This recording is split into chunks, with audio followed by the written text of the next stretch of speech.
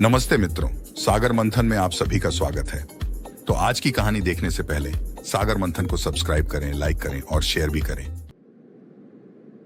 प्राचीन उत्तर भारत में एक वैभवशाली राजा का साम्राज्य फैला था, राजा विक्रम। वो अपने दयालु एवं धैर्य स्वभाव के लिए जाने जाते थे। राजा विक्रम अपनी प्रजा की सहायता करने के लिए बहुत प्रसिद्ध थे। इस राज्य की महारानी रानी माया राजा विक्रम के हर फैसले में उनका साथ देती थी। तो आइए हम सभी इस प्रगतिशील राज्य के राजा और रानी की कहानी से कुछ सीखते हैं।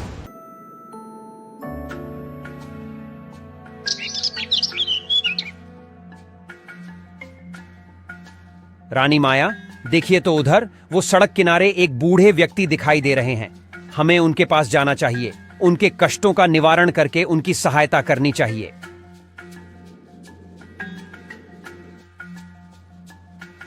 आखिर वो हमारे बड़े हैं। हमारे राज्य में सभी लोग समान हैं। हमसे उनकी दुविधा देखी नहीं जा रही। हमें स्वयं उनके पास जाना चाहिए। रानी माया,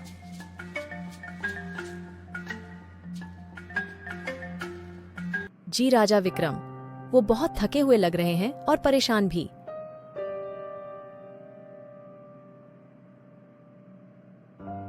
चलिए रानी माया, कुछ मदद करते हैं उनकी।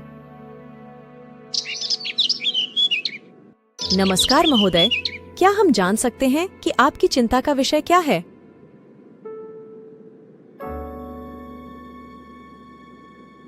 प्रणाम महाराज और महारानी। आप दोनों को देखकर बहुत प्रसन्नता हुई। मैं दूर गांव से आया हूं। कुछ ही दिन पहले गांव में बाढ़ के कारण मेरा घर और खेत बह गया। बस इसी दुख से इस नगर में कुछ काम के लिए भटक रहा हूं।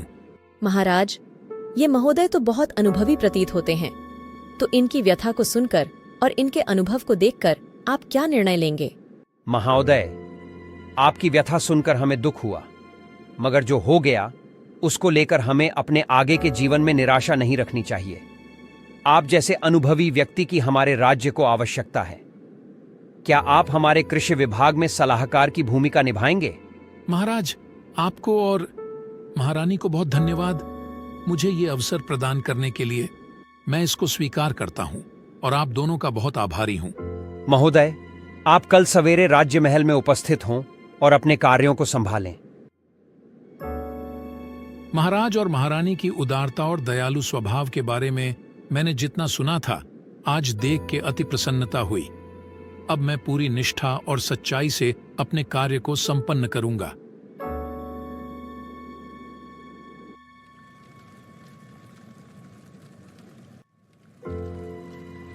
महाराज की जय हो। महाराज, आज से मैं अपना कार्य संभालने के लिए तत्पर हूं। मंत्री जी, आज से ये हमारे राजमहल के कृषि सलाहकार हैं। महोदय को उनको कार्य संबंध में जानकारी प्रदान करिए। धन्यवाद महाराजा विक्रम। मैं आपको और महारानी को निराश नहीं करूंगा। महाराज, आप चाहते तो आप महोदय की आर्थिक सहायता भी कर सकते थे। आप बिल्कुल ठीक कह रही हैं महारानी, लेकिन हर आत्मा को अपनी परिस्थितियों से ऊपर उठने और सम्मानपूर्वक जीवन व्यतीत करने का एक मौका मिलना चाहिए।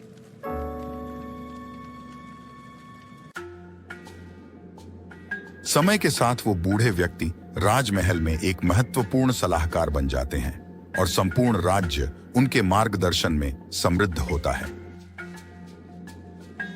महाराजा विक्रम और महारानी माया अपने उदार और दयालु स्वभाव से लोगों की सहायता करके अपने राज्य को कीर्ति और प्रगति के पथ पर अग्रसर करते हैं। तो मित्रों, इस कहानी से हमने क्या सीखा? राजा और रानी से दयालुता और उदारता, और बूढ़े व्यक्ति से धैर्य और कृतज्ञता।